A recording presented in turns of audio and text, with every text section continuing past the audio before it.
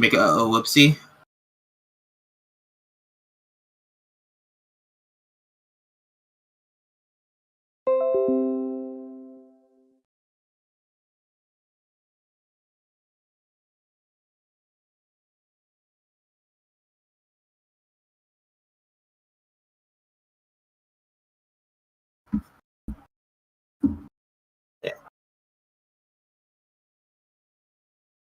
Everything's so roundabout nowadays. What? I moved my mic. I usually have a mic behind my computer, but now it's in front of me. Like when I record for my hit show. Small dots.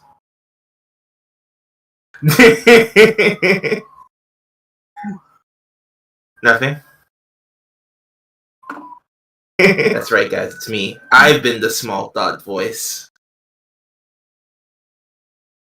That's true. But it was a believable lie. I believed it. Are they just hearing me? I'm like echoing. Did you put your effect on my voice?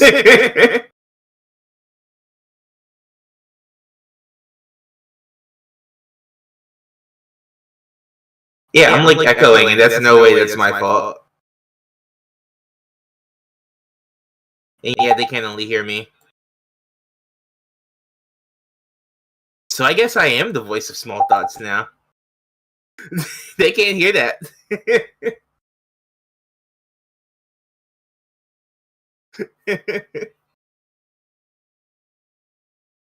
You got some pretty good latency. I'm like hear myself like basically right after I say it. Yeah, I turned it up to that. Okay, nice. I think now they can hear me. I said it. It's too late though. The propaganda's already been spread. Shut up. There's no propaganda here, folks. Oh, so I need to probably send this out to people. Am I still echoing? Are you? I don't know. I turned me off, so I gotta ask the chat. Yeah, chat. Let us know if there's echo. Now, man, is more audible. If there is, it's not my fault. No more echo. It says no more echo, so we're good on that. Oh, what turned off? Oh, did my hard drive disconnect? Oh, please don't break hard drive. Oh shit. I need you. That was my hard drive. Alright, I gotta buy another one. It's not broken yet. Can still use it. That's good. That's like 50 bones.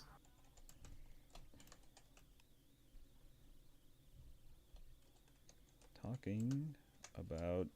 We're going to be getting started a little bit soon, folks. Just need to send out a blast for everybody to know to come through. Talking about...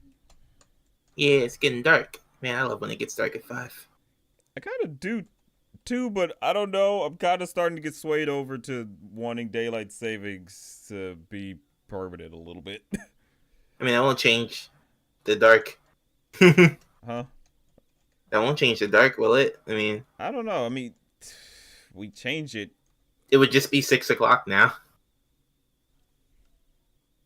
You're not wrong.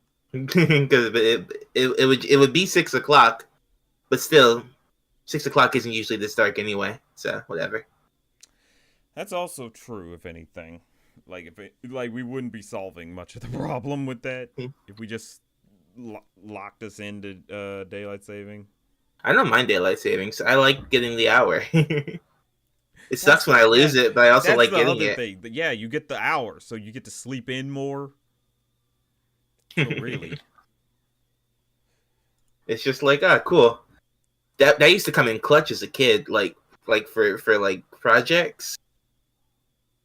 Cause it'd be like, he's like, oh man, I gotta have this report written by tomorrow, and it's 2 o'clock, and I want to go to sleep, and then it flips back, and he's just like, another hour. I can take a quick nap, and then panic about this report. Yeah, it is for farmers, but it's not even. There was like a John Oliver segment though on it, like a while back, where he actually pointed out where like farmers even pointed out, no, we like having an extra hour to be able to sleep. Why do y'all think we like losing sleep? We love sleep. So like it's just a case of like we're just behind on this shit because the rest of the world, if I'm right, doesn't even bother with the daylight savings. Sleep is in short supply for farmers. Right, so of course they're gonna enjoy an extra hour to be able to like just relax. Those poor people. But at least I got my corn. Yeah, too bad That's all some I of it need. would be a little racist depending on where you go. To the corn. Depending, I mean, I'm not saying all farm folk could be like, but dependent. Well, Like I said, it depends on where you're big going. big stance. All farmers are racist. You heard it here. What the fuck? Hey man, corn's corn. You can't taste the racism. I don't know. I feel like you could taste a little bit of racism. Like I feel like if it just had a smidge of that hatred in there, you get. Hey man, I ate Cracker Barrel. Tasted fine. So you ate quintessential racist, like cheese. Nah, that was a lie. Oh wait, I've had Cracker Barrel cheese, so I guess it wasn't a lie. So yeah, there you go. So yeah, you heard it here first, folks. Racism tastes the same. It's all true. Tastes all weird, bland, and somehow not good.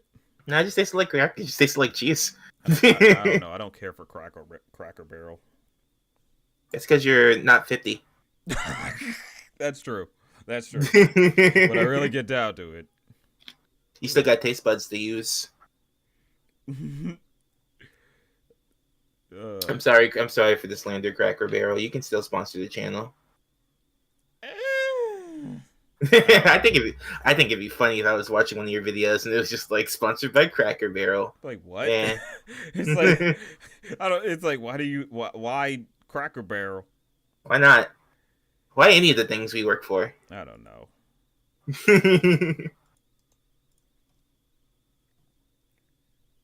It's just a commercial. It is. It all is a frickin' commercial, ain't it? Me. Commercials pay though, so you know.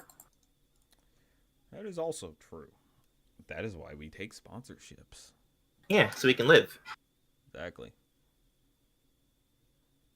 Okay, send that out to everybody. It's November. Yes, it's November. I knew that, but no, I was reading something. For a new season of Wakfu.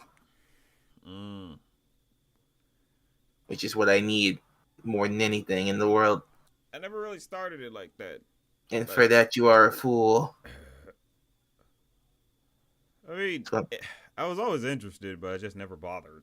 Shows in my top 10. Did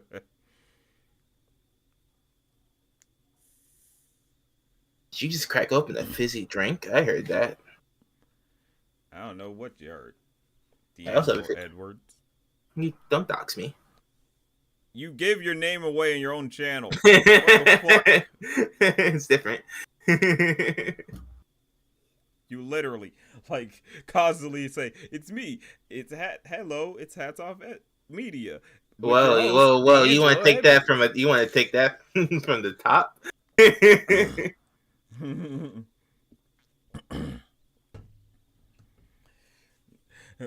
You're like, "Hi, it's me." No, wow. You're like, "Damn, no, I can do this." Hello. It's Hats Off Media. Wait, what do I I'm say? your host. I'm your host and one and only friend, Deangelo Edwards. Rudy Toot Toot. I don't know. I feel like you said hello at some point. I've never said hello. I don't know. Jack could probably check me at some point. I know I haven't. I do the same opening every time. Yeah. I've made that a point so that when I explode. But it's been a minute since you last uploaded, so that's why I'm a little off. I'm tired. Leave me alone. Oh, that's right, because you got screen time. Yeah, that too. And also I was sicky. Ah, poor baby. Well, that's it. I'm making a cartoon. Of course. Well, we're 10 minutes in, so I guess now will be a good time to finally introduce ourselves. Yeah, kick it off. Yeah, welcome everybody. It's your boy Man of 1,000 Thoughts. I'm coming to y'all here talking about some new cartoons that we got recently. because most recently in the week we got Scott Pilgrim Takes Off, a new Nice. series based on the Scott Pilgrim franchise. And just a few weeks back, we got something that was pretty interesting for a video game adaptation with Captain Laserhawk. Yeah.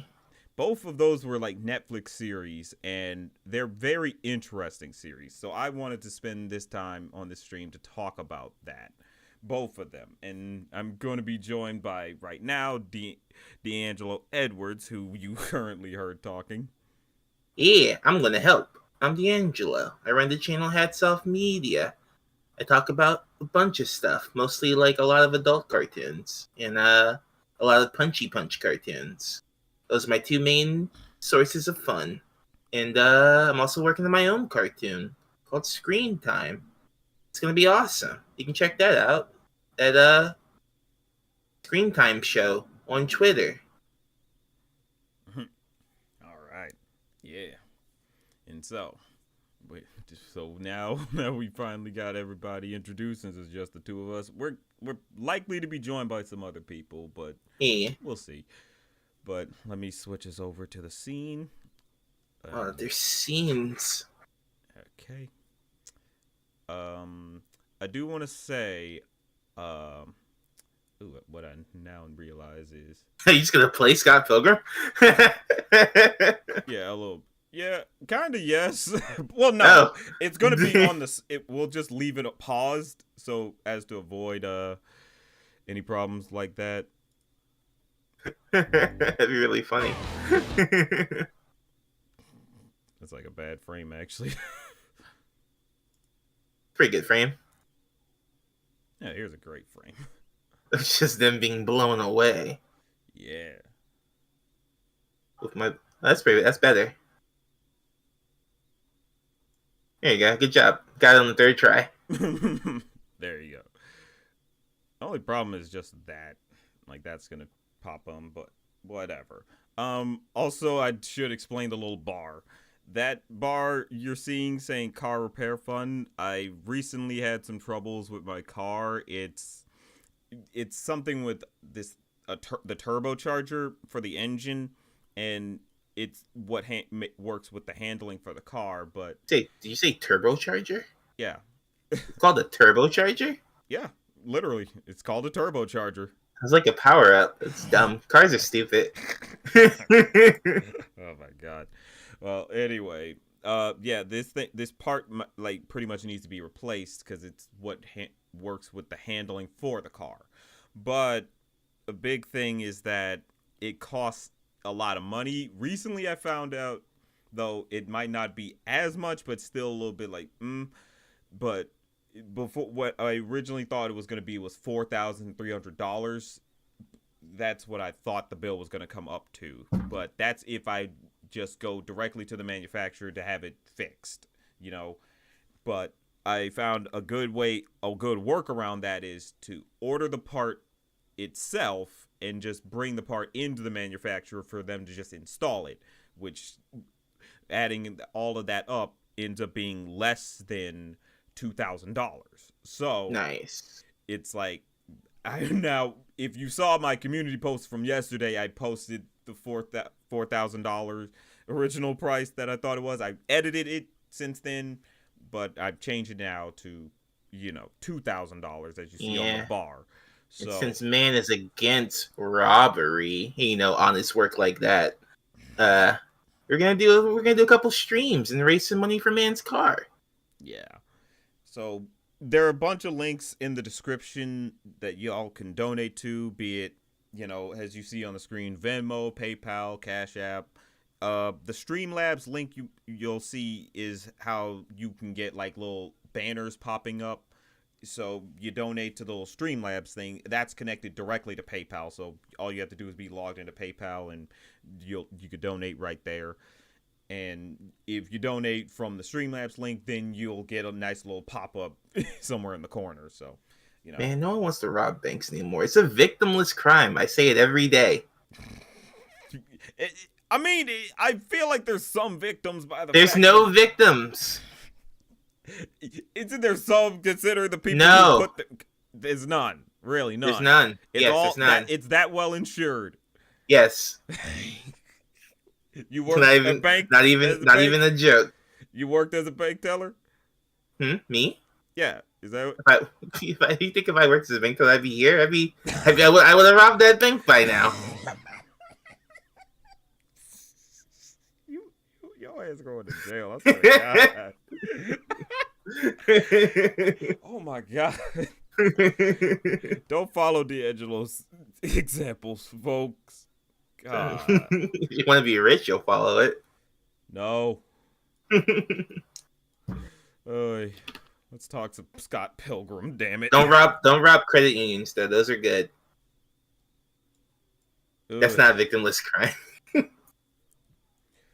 Okay, so we're gonna talk Scott Pilgrim. I got my notes up. I got all my notes in here, baby. Do you though? My liver. Well, either way. Just so everybody knows, You should play some music. Play some music from the video game in the background. Good. You won't get in trouble. Video game music. You sure about that? I'm sure about most things. Okay, let's see, Scott Pilgrim the game. We'll just turn that on. Ooh, you just play it. Still need to buy it again. I still have it. I still have it on my Xbox. Back when it first came out. That was the first thing I ever bought. That was the first digital game I ever bought. That was too loud. Sorry, y'all. Oh my God, it's only an hour. We'll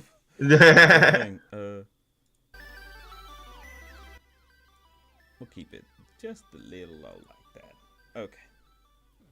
All right. Oh yeah, perfect. If the music's a little too low or possibly too high, just let me know in the chat. I'll fix it. But yeah. So yeah, just so everybody knows, this is very spoilers. It's all spoilers throughout. So if you have not watched Scott Pilgrim, sorry. I mean, here's the thing. This one, big time, is a case of even if you have read the comics or even watched the movie, can't even talk about episode 1 without spoiling it. Yeah, so just so you know, it's like this is actually significantly different. I'll give you this little sort of spoiler, non-spoiler. This is not an adaptation of the comics or the movie or the story itself. Okay, that's all. I'll tell you that. But so yeah. Also, they're saying I'm louder than you. You might want to check some levels. Oh my! Let me turn myself up. Okay, I think that fixed it because I got my things switched. Okay. There's always technical problems when it comes to my streams. I don't know why, but on back to it. So. Get some character. True, but yeah, getting to it. I really enjoyed this adaptation after the first fucking episode. Like, I can't fake. There was this because there's this twist that literally happens by the end because the whole episode plays out exactly like an abridged version of the story. You know? Yeah. And at first, as I was watching, I was like, okay, I mean. It seems alright and cool and shit, but I don't see what's so hype about this right now. And then it gets to the end where it's Matthew Patel versus Scott. Patel. Matthew Patel versus Scott. And like, everything changes from here because Scott loses, basically. Like, in the episode, Scott disappears. He's turned into coins. Instead of the other way around. And it's like, wait a fucking minute. How does it, where are we going with that? You know what I mean? And yeah, plus it's like an embarrassingly low amount of coins too. That's the one thing. It was dude threw out 2 loonies for our boy Scott. The fact that they call them loonies, but yeah. Yeah, Canada's not fake. Canada's not real. How you gonna still switch it up? It's like it's not fake, but it's like no, it's not real. Like it's real in my heart. In your heart. But it's just like everything changes after the first episode, and it's like, oh, we're in uncharted territory here. None of this. We're not following the basic canon, or we're following something different. And it's interesting as you watched it. You find out, oh, this is just both a deconstruction of Scott Pilgrim and a sequel to Scott Pilgrim. It's fucking nuts. Like, it's like, how did we get to that point? And it was great. They were so smart. I didn't know a thing about this. I know, right? Like, it seemed like, okay, it's just gonna be a play the hits adaptation, right? That's what we thought it was gonna be, but it's like, no, it's like that's all we wanted. Exactly, that's what everybody wanted. But they're like, we're gonna give you what you need, really. That's what we're gonna do. We're gonna give you what you need. I'm like, hey, I'm down. I could dig it. Like, because if anything, I think if it was a straight adaptation, I would have liked it, but I don't know if I would have liked it as much. I don't think I would have liked it as much as what they did here. Like, yeah, I'm glad I got more. I'm glad I got more Scott Pilgrim instead of just Scott Pilgrim again. That's what it is, man. Because Loki, my history with the franchise is kind of weird. Flawed. Shut up. Jackass. It's more a case of like, I watched the movie first. I was interested from the trailer, and I was like, okay, I gotta see this. I went to see it in theater. It was awesome. Kicked ass.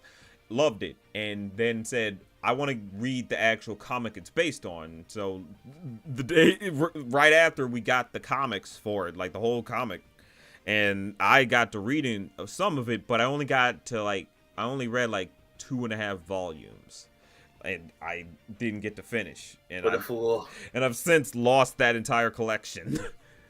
So, yeah, but I've always loved Scott Pilgrim. I even played the game. Like, I had the game, but I never beat the game. That's the one thing. It was even hard to getting past like the first level.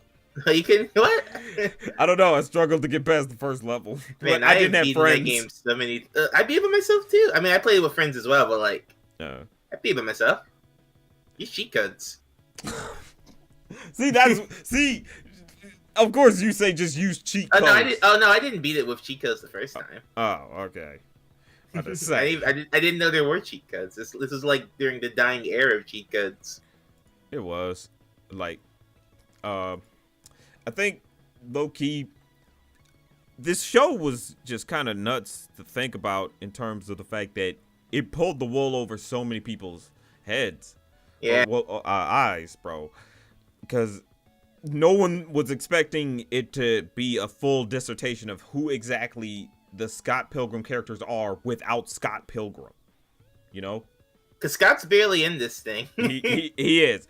That's the thing. He's barely in this thing, but it still feels like a series, you know? It's like, it's still revolved around him just enough that where it's like, he's important, and we do need to come back to him, and we will, and he'll get some good time.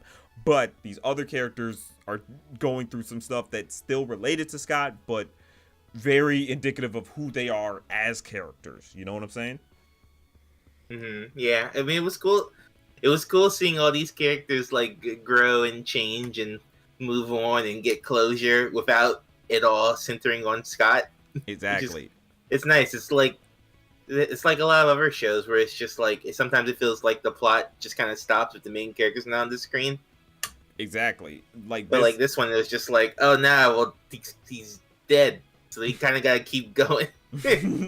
Exactly. Like they really had to explore who they really were.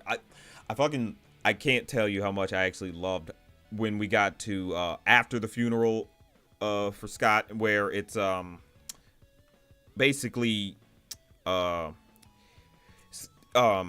Matthew Patel tries to take G-Man's Gideon's. That was a sick fight.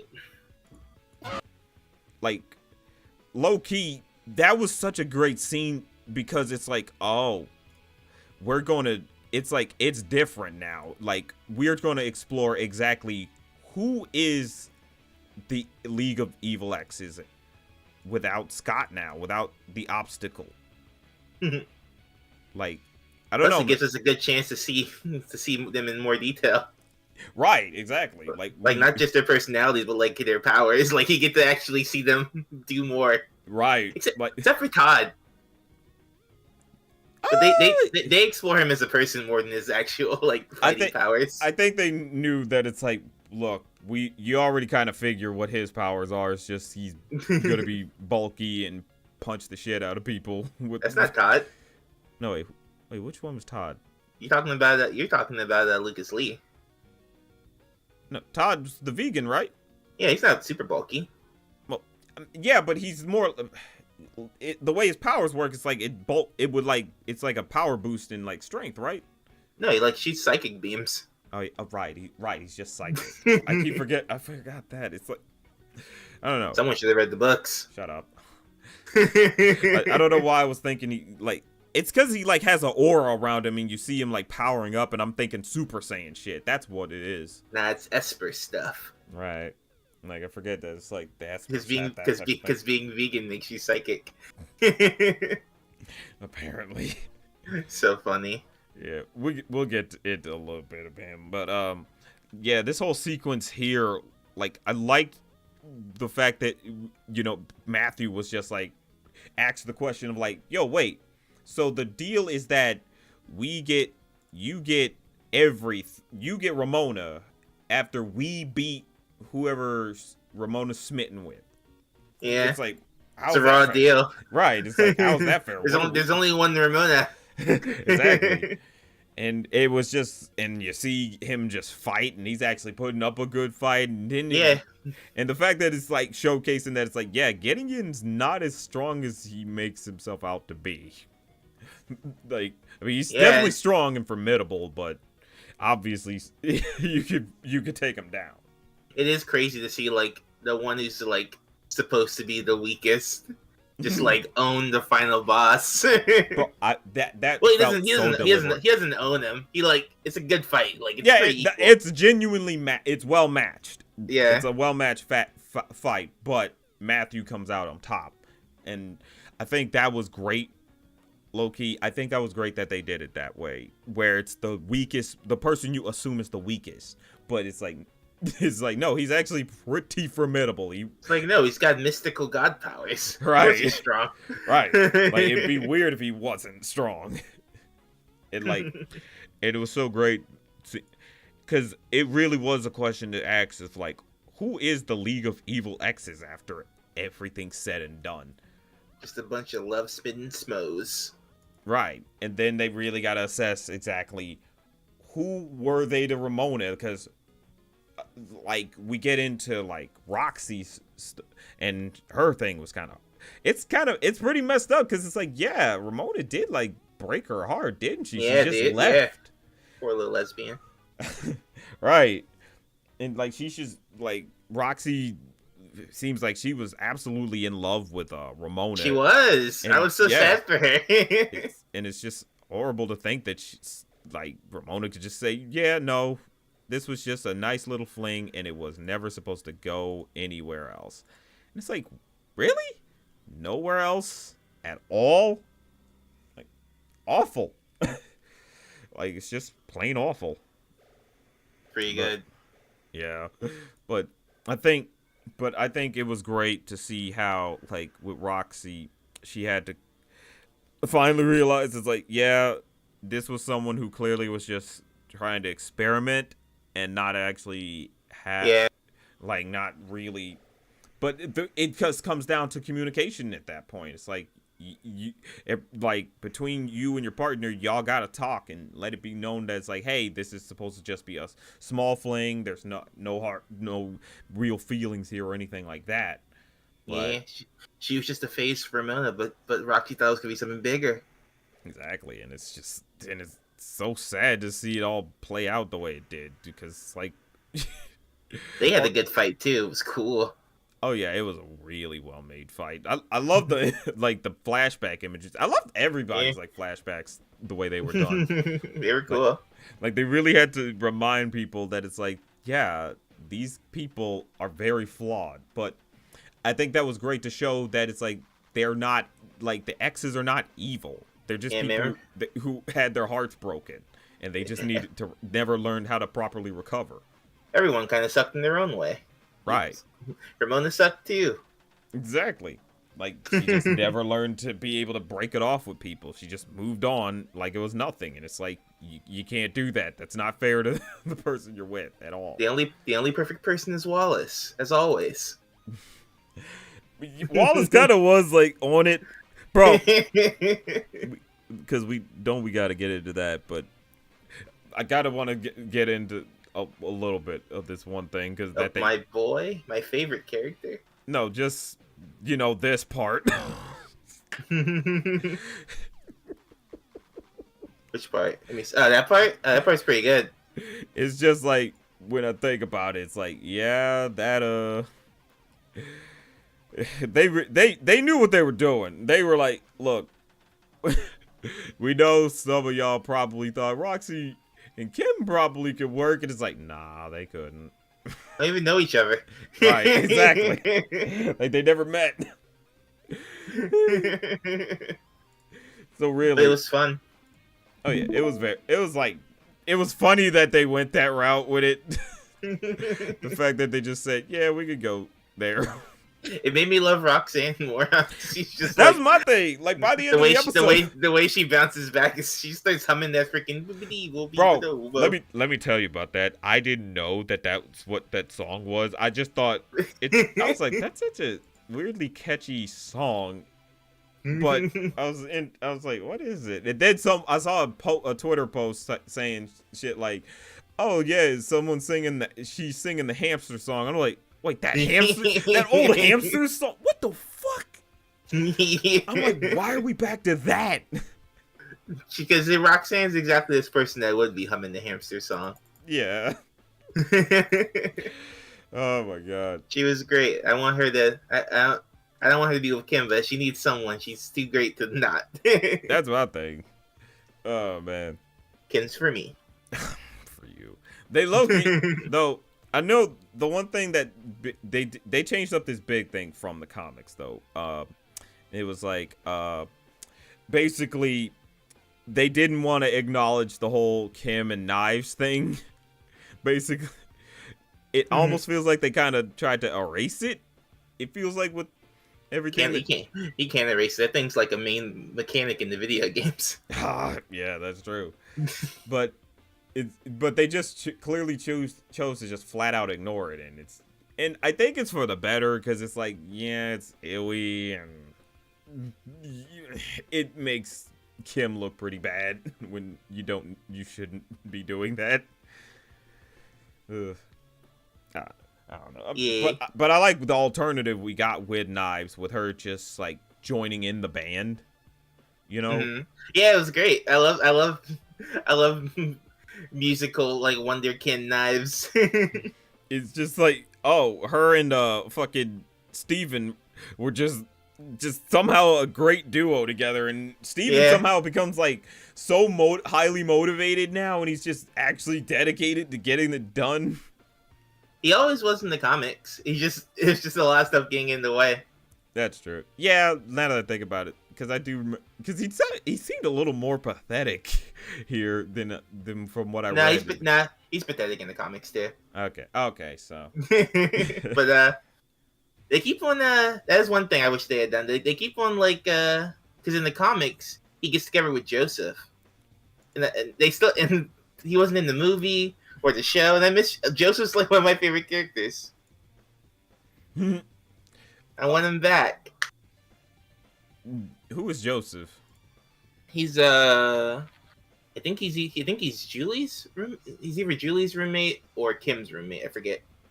But he helps Steven Stills record the album. And like over time they just get together, and it's really funny. This guy's just he's like, did Julie turn you gay? He's just like, and Joseph's just like, I hate your friends.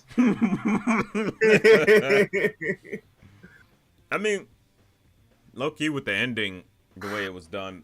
I mean, we won't go into it just yet, but maybe they're saving it because that's true. This low key worked in a way to like still utilize those jokes and gags from the comics, right? But they just Some of them were different. Yeah, they like moved them around or so.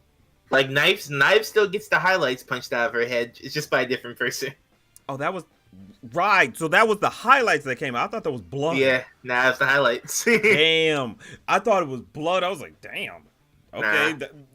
Because Loki, a weird thing that happens is that this thing keeps getting rated TVMA, but there's not a lot. It's rated TVMA? Yeah. For what? I don't know. It keeps saying smoking and language. Who smokes? Alright, it's like barely anyone smokes in here, and the language is mostly censored. What language? Right. There's no way it's TVMA. Every time it just kept saying it. I'm about to check this myself. TVMA right here. For what? I don't know. It's so stupid. Language, smoking. There's barely any of that. There's nothing. This is like. It should be like. Maybe like. Nah.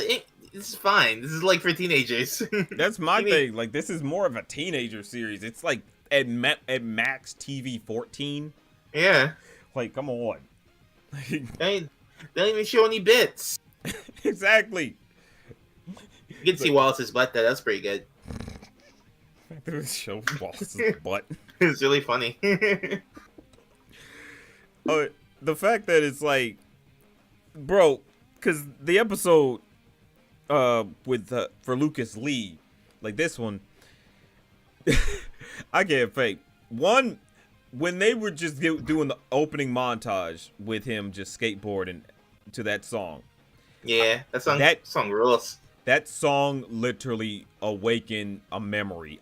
I'm like, I was like, wait, I've heard this song before. Are you shitting me? Well, what's it from? It's just an old rock song from like the early 2000s that I remember hearing. I was like, I haven't heard this in so long. Like, I basically forgot about it. I mean, this show is just like the early 2000s. Oh my god. Like, it takes place in like 2008 or something. It's gotta be 2008 because like Netflix is just starting up. Right. Yeah, exactly. Like the way they did it. It's funny how they were sort of like being egregious with the Netflix tie-in a little bit. I thought they were gonna be worse with it because it seemed like that. Like it seemed like people were even a little upset about that. I saw on Twitter when they saw it like in the trailers, but it's like nah. It's just like for the one moment. Well, I mean, Ramona works for Amazon in the books. Yeah, so it's like you gotta change that around. You can't just say Amazon on your Netflix show. Exactly.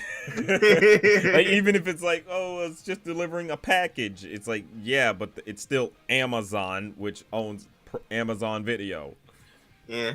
I mean, come on. Oh man. It's a whatever change. It's not like product placement. You're already on Netflix, so they already got you. Exactly. No, man. But Lucas Lee's like fucking intro. It's Lucas Lee's whole arc. It was so good. Like he's one of my favorites of like the Evil Exes now. Like he got Loki because they really played up the fact that he's basically just a himbo. Like you look at Lucas Lee, he's this big buff dude, and you think and the way he sounds and talks and carries himself is like, oh, he's a bully type. Like he would fuck people up type. Nah, they subvert that every time they show him, because every time they show him, they always show him Crocs first. they made it so clear that it's like, yeah, no, he is just a guy who just wants to chill and relax. Clearly, yeah. Like like that's really it. That's what the whatever is. It's like it's just whatever to everything. He doesn't care about Ramona like that. He's pretty much like, it sucked, it hurt, but we move on. Like that's really all that could happen. He's just like, you destroy me was the best thing that ever happened to me, because now I'm a super cool movie star who doesn't read the script. They never read the script. They do a funny joke with him in Knives. Oh, which one was that? When he he gets busted because he's dating the actor who's playing Knives. Oh yeah! Oh my god, that joke was so fucking hilarious. Like, so like chat, like I can't tell you too much about this joke, but it's so funny how it's done, how it's delivered. Because it's just like it's like they're trying to catch this man on some bullshit, but it's like he ain't in that. He didn't do nothing. He ain't do nothing. It's like, wait, hold up, like. Y'all can't be mad at him. He's not wrong. He's like, my God. I don't know, man. Like, that's one thing I want to also praise about this is the voice acting was really good. Like, yeah, it was really funny. Like Chris Evans, man, he was hamming it up, and it was so funny. Oh I think my favorite line, my favorite delivery is like towards the end with Scott. He's talking about a certain character. He's just like, it's like, oh, who's your husband? He's like, oh, he works at Nintendo, and Scott's just like, it's where the video games are made. He's like, where the video games are made. It's just like, I died. Like it was like the perfect delivery. Video games are made. Yeah, bro, it's kind of crazy. Like I thought Michael Cera was gonna be using his like more natural high pitched voice, but he really deepened it up, and it's like really fit the design. Michael Cera's a man now. He finally went through puberty. Oh my god, can't just say that. Yeah, I can. He embraced his inner Alan. Yeah. Such a good, man. But yeah, they really did flesh out like all the evil exes, like, well, except for the twins, but I like what they did. I like what they did with him anyway. Right. Like the twins definitely were a case of like they clearly didn't know what they wanted to do with them. It is just like, look, we at least give them a good ending, you know. They're just never gonna adapt that fifth book, really. They're really not. Right at this point, it's like we kind of don't need to adapt it. Like a lot of y'all who read it, and a lot of y'all who watched the movie, and the movie was pretty faithful, save for like the ending a bit. The movie skips like 2 books. Yeah. So it's like, Nathaniel Fogel was like really like how they gave more character to the exes. Yeah. Yeah, that was really good. That's what I really was happy with. But we Especially Gideon. Yeah, Gideon got a lot, but I love Gideon. Gideon had like my another one of my favorite lines. What line was that? When him and Lucas Lee start to hang out. Oh, it's like, I have another proposition for you. Friendship. Oh yeah. Friendship. I was so happy. It's like, oh, look at these bros just broing it up. And there's no like ulterior motives. They're just bros the rest of the show. Right. Like, it's just so funny how like they just play into how their bad behaviors like kind of, but they're having so much fun. Like, look at these dorks. Look at these dorks right here. Just going to the hardware store. Like they just went in to build a freaking ramp. Yeah, they just build a ramp. That's like the one thing they don't screw up during the montage. Right. Like they suck at everything but construction. Bruh, I can't, but I still can't fake. It's so funny. Like, it's so funny what happened, like, afterwards when, like, Julie got home. Yeah. This fucking robot. It just breaks the window. It just says, bail. It just didn't make any other noise. It's like, what the fuck? And fucking Lucas's face when he looked at it, he was just like, what? Such a good expression, man. This show just looks amazing. Oh my god, yes, it does. Like, so many lives lost to animate this thing. Hopefully not as bad as Mappa, because we saw how bad that's been getting. Yeah. But Yeah, this is like a gorgeous series. Like It's how I always wanted Scott Pilgrim to look. It's exactly how you would want it to look, and they did the type of shit I love to see, like either mixing up the medias or like really playing with off model like movement, like because you get back to if we go back. I mean, it's Science Saru. They love that stuff. Sansaru. Yeah, like if we get to hear this whole skating sequence, are you kidding me? Ugh. Oh my god, this whole like every moment was just there. Was the money was on the screen. Yeah, they pop off. To this. Like even in the still moments, it's like it just invokes those like vibes, those like just it felt like those early urban like 2000s cartoons vibes. Yeah, but with a budget, right? With a proper budget. Like it was. I love animated skateboarding stuff. I hardly ever get it. I got like there's only one anime and it was great. But we should get another season. Can't wait.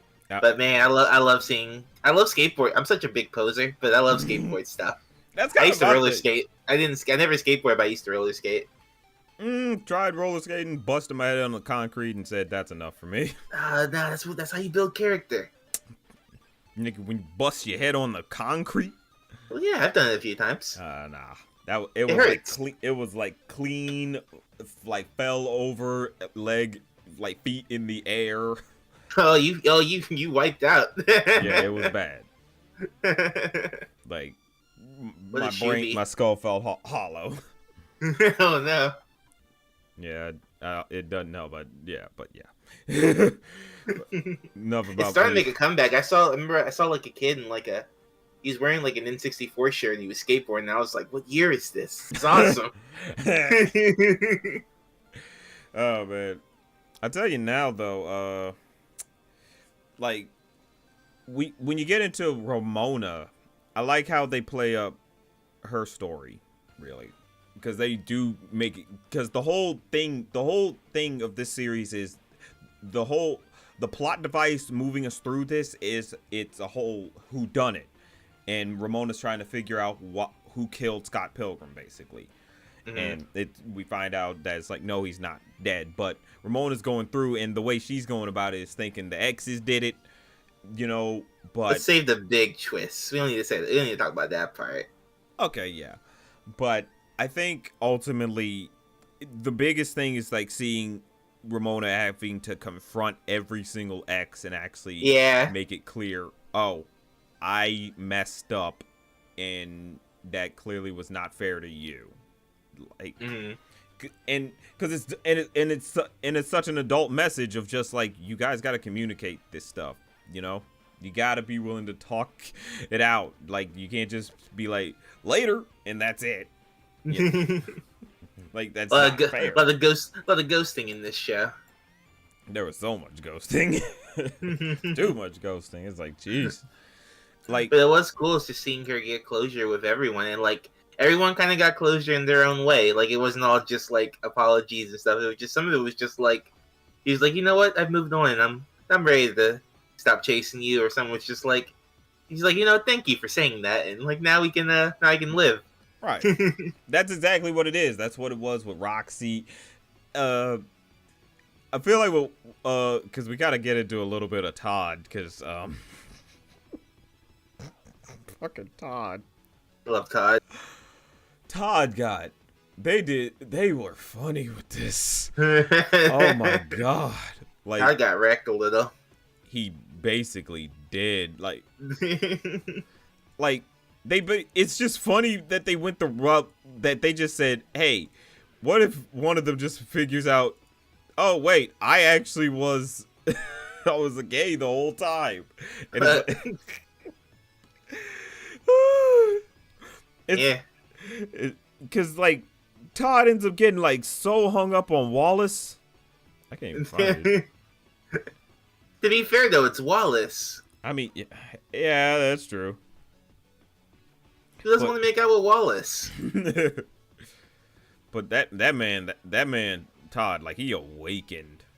Yeah. Like the second he finally got he got him some Wallace, and he was good. So we all want. Oh my god. That's fake Wallace. There's the boy. Yeah, there he is, right there. Yeah, I know, but you were on fake Wallace for a sec. Join the Discord stream, you'll be right on where I am. Right. Oh yeah, I'm looking at the. Yeah, you're just looking at the actual YouTube. Right.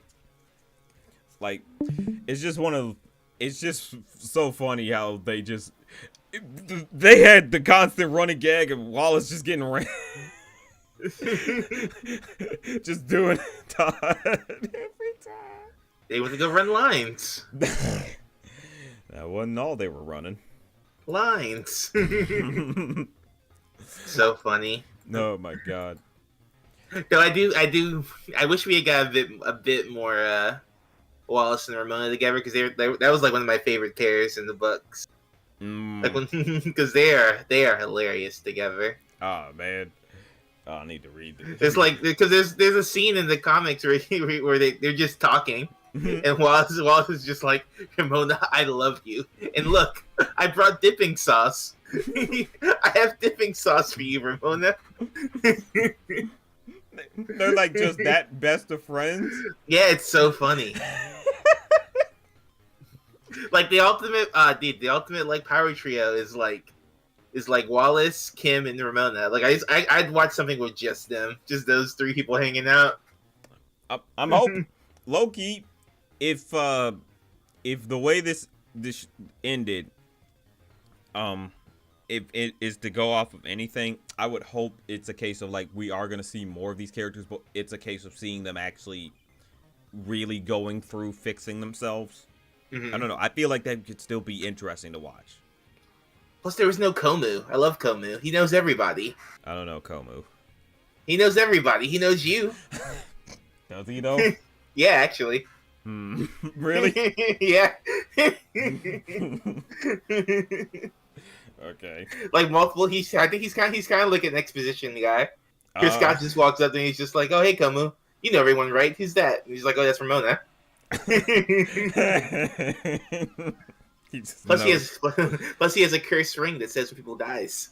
Oh my god. Oh. Love Komu. There's so many characters. There's so many characters in the books. It'd be hard to adapt it and talk with everyone, because I know everyone's like sad. There's again no Lisa. Right. It's just one of those things where it's like, if anything, if they keep it moving forward, then it's like, okay, that's where you can see those characters pop in, like just a bit more recontextualized. I think that could be interesting still. But I suppose we probably do need to finally get to the bigger one that is like the biggest spoiler, and that being Scott.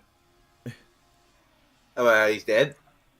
But I feel like we do need the real reveal. Do we gotta? It's such a big, because it's so important. Okay. It is like vital. I mean, we won't tell you all that much, but we will say, well, okay, maybe we'll just talk about the messaging. Like, I think, because there's a certain moment that happens around the end where I think it's so potent, because it's like it's a case of people think Scott is this awful human being, or he would want to be this awful piece of shit or something like that. But it's like, no, deep down, Scott is just a guy who just never learned how to deal with his emotions properly. Yeah. You know, that's the real that was really what it was. And he just needed to learn that it's like when he got his heart broken by Envy, that it's like you can't just turtle and just become and just shut down and stop functioning as a human being. You know, where he's like mooching off of Wallace all the time, and it really comes to a head at a certain point. I think it taught a great lesson about learning that it's like you don't need to fall in line to these horrible, toxic traits that society says we need to fall into in order to have a better life, or in order to keep the girl, or anything like that. You know? If people got People, this show just proves it. Like, yeah, man, you just kind of just talk. Exactly. That's really Vocalize. it. Literally, it's like socialize and talk with people. Like, don't run away from the problem. Just genuinely confront it and talk about it. You know, and you're gonna become a better person in the end. You're gonna avoid so many headaches in the end. Things go so much better for you in the end. You know, and that's just I think that's just a great message they had here, and this show is just genuinely excellent. Yeah. This is like top tier of the like year, honestly. What a crazy risk they took, and it paid off in spades. Exactly, but the biggest question though, low key, ends up being, does this work for those who never watched or consumed any Scott Pilgrim stuff? No. Exactly. That's what I've been like thinking about, is because it's like, no, you kind of can't watch this without. This is 100% a sequel you need to watch. It's exactly you like need either watch the movie or read the books. I say read the books, but I like the movie too.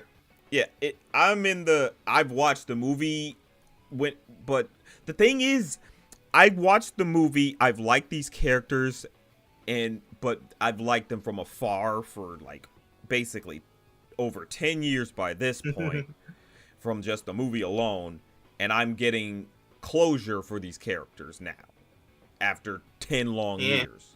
So that's why it affects me in that regard. But I've been reading the books. Like, I started reading them, like, I got into the series around when book 2 came out. Right. And, like, so I've been there since the beginning, basically. Exactly. So you've been there the longest. So yeah, it's like this. It doesn't work. This show can't work without the proper context. You need it. It's still a good show, but you won't. But there's no payoff if you haven't read the books. Exactly. And like, that's just sort of the thing about it. I think it's still such an excellent show. It's just, be it you want to watch the movie, I think you can still get great enjoyment out of it, at least, because it gives you the proper gist of things.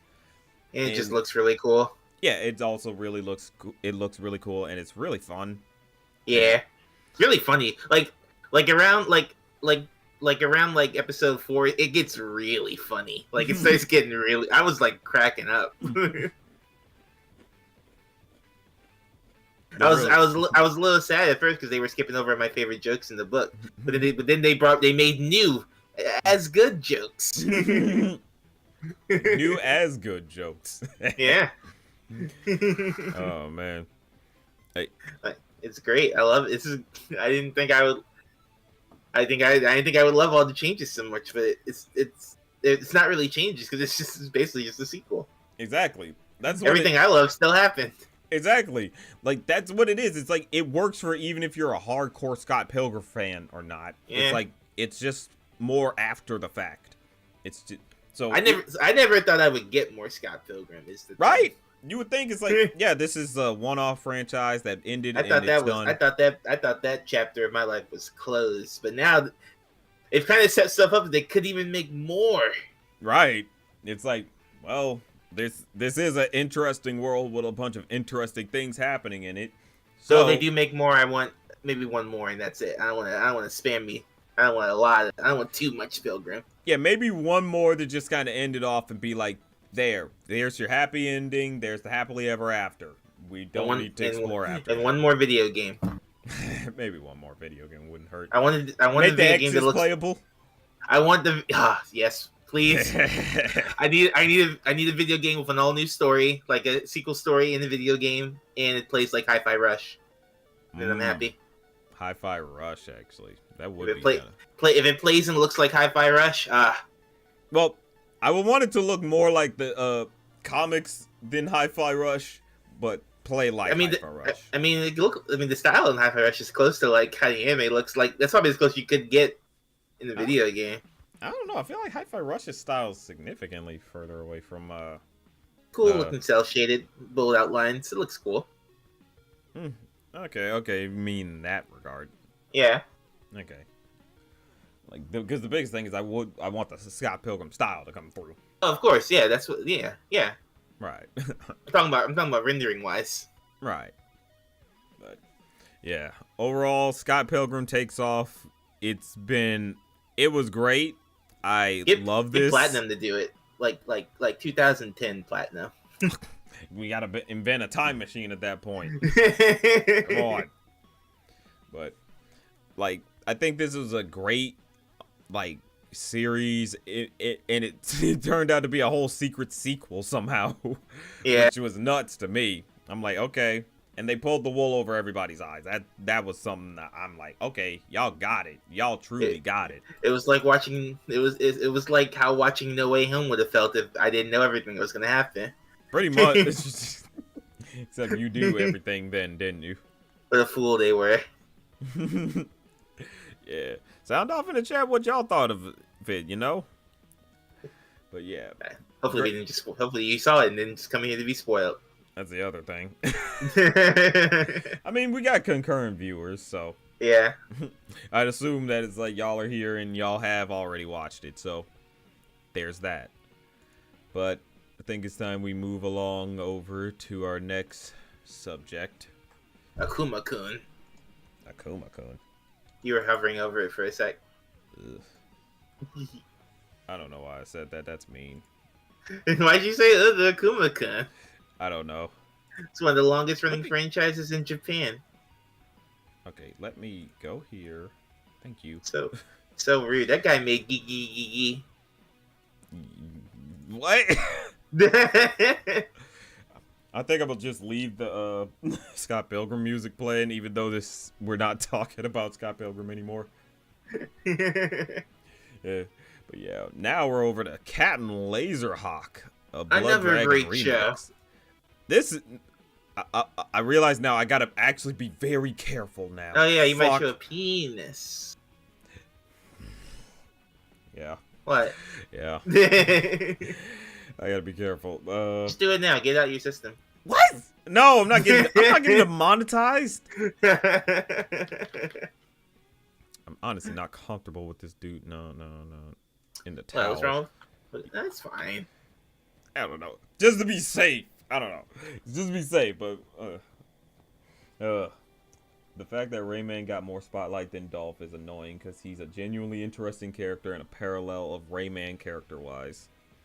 Who's Dolph? The main character. The main character's not Dolph. Wait, is he? Yes, Captain Laserhawk. His name's Dolph Laserhawk? Yeah. Oh. But right is Dolph. Is it? Fairly I always called him Laserhawk. Dolph Laserhawk. Ah, my bad. Well, look, hey, if your last name's Laserhawk, I'm not going to call you Dolph. I'm sorry. It's just you proved that point. You proved the chat's point. They said they were like, "Yeah, Rayman is gets the bigger spotlight while Dolph doesn't." It's kind of messed up. Nah, Dolph gets I'm not gonna call him Dolph. Laserhawk. Yeah, Laserhawk. Yeah, Laserhawk actually was really good though. Like, that's the thing. Like, his story works for the whole entire series. You do get invested in it. It's just, personality-wise, he is a little too stick-in-the-mud-ish. Like, that's the bigger problem with him, is that he's too much of a stick-in-the-mud. I like that about him, though. Because it changes as it goes on. Yeah, he grows. This show is different. That's what it is, because it's the brain baby of frickin' Adi Shankar and fucking the guy who made Power / Rangers and fucking Bobby Pills. So it's the guy who did People Do. Like I'm sorry, that's such a nutty ass like combination. Like, come on. Went together like chocolate and peanut butter. Basically, that's what's crazy to me is like, because you got to think of everything that this whole entire series is. Because, okay, it is a video game adaptation of a DLC to a franchise that is far removed from said DLC that is also in connection to another franchise. It's not even connected to a franchise. It's connected to a company. It's just all Ubisoft. Yeah, it's just exactly all of it is just Ubisoft entirely. It's so many different things coming together. Freaking Rayman, Assassin's Creed, Far Cry somehow, and goddamn Splinter Cell. Rainbow Six. Was Rainbow Six in it? Yeah, it was the Rainbow. It was the Rainbow Rangers. Rainbow Six. Oh my god! Oh. Oh shit! You never got that? No! They were called the AG6, and AG means rainbow. Holy crap! I never realized that. That learned something new on the stream. Damn. That's funny. That's so funny. I never figured that out. The Rainbow Six was dang. That's clever, but that just goes to show how crazy this show is.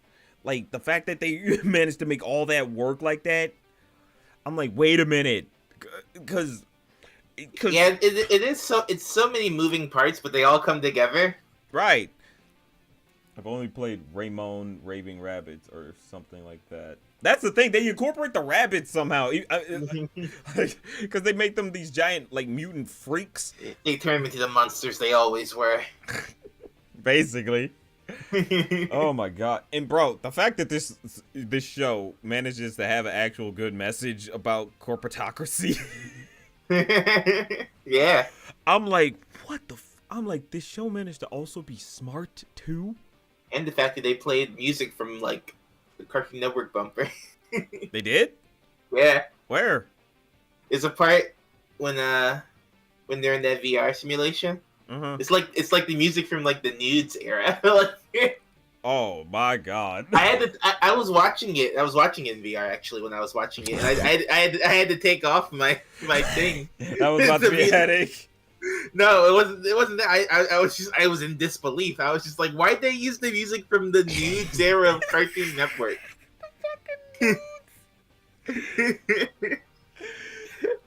It was just so weird because I hadn't heard that song in so long. And what was it doing in this random show? Oh my god! I'll show you later, but like, it's definitely in there. Whew. My thing is just, it's just so funny how this show managed to work, and the story is so engaging. Really. Oh yeah. Like you get so invested in, and the twists that happen in this shit is crazy. Oh yeah, that twist freaking dude finally a good twist. Right? Like, like we get twists on top of twists somehow. Yeah. Like, I'm afraid to talk about it. It's been weeks, and it's only 6 episodes, but at the same time, it's like, these were such good twists. Maybe start at the beginning. Okay, I guess the biggest twist... No, I mean, start at the beginning. Of the story? Can't really explain what the show is about. Oh, yeah, we didn't. We did. We just kind of hopped in. The story follows... Captain Laserhawk as he and what a rebel group are fighting against this organization called what was it called again? Eden. That's basically taken over the world, and they're pretty much rebelling against that. And things sadly go wrong when Laserhawk himself gets betrayed by his lover, and he's like sent into the prison, right? Yeah. Yeah, they basically shove him into a Suicide Squad. Right. Yeah, that's it. It's the Suicide Squad angle where he's now teamed up with a bunch of other like people. Yeah, he teams up with a bullfrog named Bullfrog, who is part of the Assassins. Right. From Assassin's Creed. Yeah. He teams up with Jade and Paige from Beyond Good and Evil. That's where they're from. That explains. Yeah. Because I was like, I feel like they're from somewhere. What? That's why there's a part that's made up. That's why there's a part that's a little gross. That's the only part I don't like. But we can address it. These two get axed. Just so you know, like they get axed so hard, and it's fucked up because it's just like, okay, she dies literally episode 2. Yeah, they speed run this Suicide Squad. Like that Suicide Squad angle did not last for long. It dies fast. It's like, oh, But if you played Beyond Good and Evil, you know that like these two characters are basically like family. Like right. he's like her like adopted uncle. Like he's basically like her dad. And so in this one, he says he has feelings for her, and I was just like, no, you were so close. You were so close. That's what felt weird to me. I was like, why they do that? I mean, I got their dynamic from the get go, but it's just like, bro, you look like you could be her dad or at least uncle. Like, no. I didn't even care about the age difference. It's just. It's not really, it's not truly the age difference, but it's the angle in which it's like, y'all don't give off that type of. No, man. Like you basically. It's weird. Don't be weird. Exactly. It's like y'all were just like family. Y'all didn't. Yeah, it was weird. I don't know why they changed that. But they end up. But the Suicide Squad's led by like the warden of the prison, and she like takes them to different missions, all of which they screw up. Yeah. Also, that guy who's a real person. Oh wait, this guy, who is he? It's Cody Rhodes, the American Nightmare. He's a wrestler. Nightmare. He's a big wrestler. Oh, like in WWE or something? Yeah, but he went to New Japan. Oh. Okay. But because him and Kenny Omega, there's never wrestler. But it's so weird that it's just this big video game crossover and also two wrestlers. Right? I don't know. It was just so funny that they just did that. Maybe it was like because Ubisoft might have made some of the wrestling games. Like, I bet Kenny Omega just asked because he's a super huge nerd. That's also true when you think about it. Dude's like his ring. Like when he enters the ring, his music was like what's that, Megalovania from Undertale. Right. It's like, how dare you, sir? Oh my god. But it's just crazy how this show is all about subversion. Like, literally, where you think it's going to go, you don't know. You genuinely don't know where it's going to go. Like, because literally the Suicide Squad thing dies, but Bullfrog at least lives, like, to fight on. Yeah. But Dolph gets away, but some crazy shit happens where at some point the warden turned out to be an actual undercover agent. Like, she was just working from the inside to try to take down Eden and everything. Yeah. And she teams up with she had assembled the Suicide Squad to like actually, instead of working for Eden, she was going to use them to take down Eden. Exactly. Like, she was pretty much going to be using them for that. And everything just completely blew up in their faces, and because they messed up the mission. Yeah, they messed up like the first mission, right? Mm-hmm. Literally, and so many people died, and it's just like nothing went right. And eventually, like, the warden got outed for it and branded a traitor, and Bullfrog got captured. The pig guy whose name I keep forgetting. Paige got murdered, and by that point, everything just went to shit, and the warden and Dolph had to go into hiding. So, from this point on, but during all this, like, freaking Rayman, and speaking of Rayman now. The timing. Timing.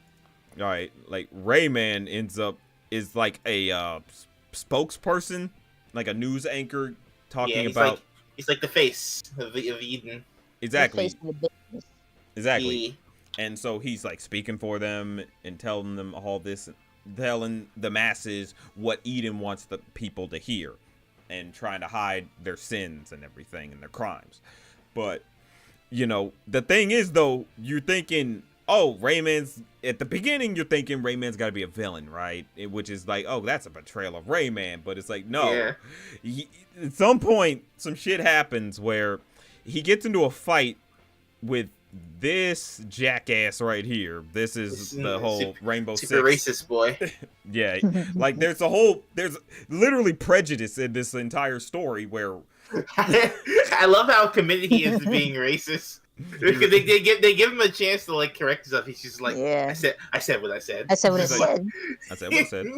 Like, like whoa. he pauses. He literally paused for like what 4 seconds. Yeah, he's like "I thinking. said He's what I like, you know, Yeah, I'm gonna it's like, double down on being you know, racist. Fuck this. Ain't no point. I said what I said. said." So funny. Yeah, and just so everybody knows, Wacky Deli in here. Number What's one up? Rayman simp. I am, bro. And they came in just at the right time as we're talking, just starting to talk about Rayman too. It's so funny.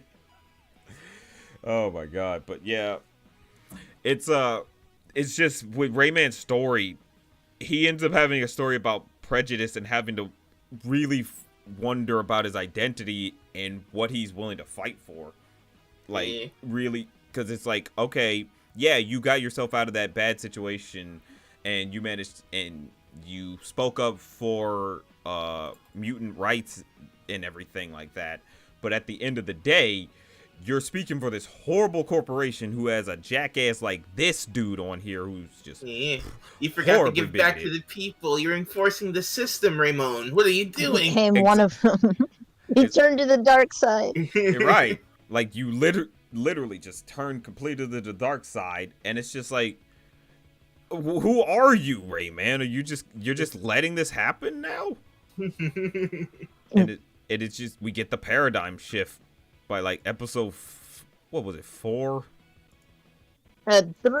3, and then like 5 is when he starts to get down. It to all business. goes down. Yeah, 5 is when he like, discovers himself. Yeah, 4 is a big 4 is like the big backstory for like Yeah. Dolph and the Warden. 'Cause- Right. And That's when we get to see the good stuff. yeah, there's so much, and this is like where they're showcasing exactly the crazy shit they want to pull off. I know this looks like crap up front for y'all considering, but it's purposefully like this. Like, it's crazy because they did a lot of mixed media stuff, and it's just like they didn't have to do this, but you really appreciate the fact that they did it. Mhm. Like, because this is like the voice actors for Yeah, like, it's just Yeah. them. It's so funny. right. Like, I actually love when they're willing to do that sometimes. If it's like, hey, we got the actors and they look close enough to the characters. Like, yeah. why not? Why I not think he's indulge? played by he's played by Spencer Wan. I think that's is that his voice? So, Spencer Wan. I'm sure. Yeah, Hmm. check that out. 'Cause I'm not too sure. 'Cause I don't know things. He says I know things. I do know things. Yeah, you said you know things. I know I everything. know some things. Just I a have little an bit of approximate knowledge of most things. An approximate knowledge. He Nice. says. That's But either way, like, Nathaniel Curtis. okay. That was close. Yeah, but like, oh my god, you kind of got to address. Oh, who is that? Chill. Ew. Chill. You kind of missed the Scott Hey. Pilgrim talk. That's Rel Rats. Yeah. I mean, we might circle back a little bit, so you can probably say your piece. But, yeah. But, like, we're on Captain Laserhawk. Mm. Have you watched that? You know what? I have not, but funnily enough, literally last night, during a conversation about Scott Pilgrim, my friend was like, "You should watch it," and then talked about it for like 20 minutes. It is really good. Like I Hell just yeah. X'd out of like the trailer on my computer just now from last night. almost it looks really fun. I saw like a bunch of Twitter clips. It's really good. It's, Yeah, they it's went ham. real good. Like, There's murder. Yeah, I've seen it. yeah. They got. We won't go. We'll try to avoid too many story spoilers for you then. But like, there's like there's one moment that happens here that I kind of wanted to talk about a bit. Was there's a torture device. That's where they played the music. The crazy taxi. Oh, this is where they The play Cartoon Network music. I'm gonna have to listen back to it to hear It it. freaked me out. But like, it's funny, it's crazy because this is a torture device where it's like you can't mess up, and it's crazy taxi. So it's like if you fail to drop somebody off, you're gonna get horribly shocked, and it's like, and that's your prison sentence. You're just stuck playing that game for however long you've been sentenced. And it's It, cool like, how they kinda work. It's cool how powers they work it. Yeah, their whole operation too. It's like I like how Yeah. they work it back into the world because like they're actual customers, they're actual people that they're yeah. taxiing, and people think they're robots, so there's like no guilt. But it's Oh damn. it's just like because it's like the real world, man. So much of our stuff is made by prison labor.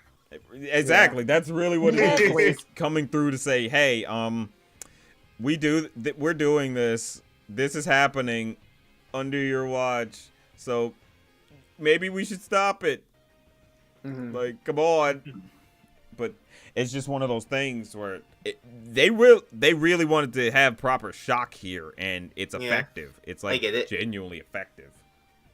Like it's showing that like a lot of people are willing to like brush like injustice under the rug for conveniences. Right. Definitely. Like that's what it is. And again, like I said, it's crazy that a show like this is what gets these messages across on this front. Yeah. Because you would think it's like, oh, it's just a matter of like they're just putting together Ubisoft IPs and making whatever up. And it's like, no, they actually had a story that they wanted to tell that somehow relates back to our world we're living in. Yeah, take that, House of Cards. I never learned anything from that. You know what's weird? That What? they specified that like they only picked like a handful of franchises they thought would fit in very specifically. So like the whole world is like inspired by like Far Cry 3, and like they could only fit in like a few cities. So they were like, like Rayman fits seamlessly into this world that was built out of a blood dragon, and it was like I think Rayman was like one of the earliest concepts they had, because I think the creator, he was like, yeah, this idea came to me in a vision, and one of the images I saw was like Rayman holding a pistol. I was like, oh, I gotta include this. Right. For a second, I do want to acknowledge someone sent me, Darby Nelson sent me $10 over on Cash App. Nice. Hey, Take care, stay safe. So yeah, thank you. Really appreciate it, Darby. Yeah, man, stay safe. Yeah, y'all can donate again. Y'all can donate to the links below. Any of those, if y'all got any. Anything would help for the car. Help for my car fund.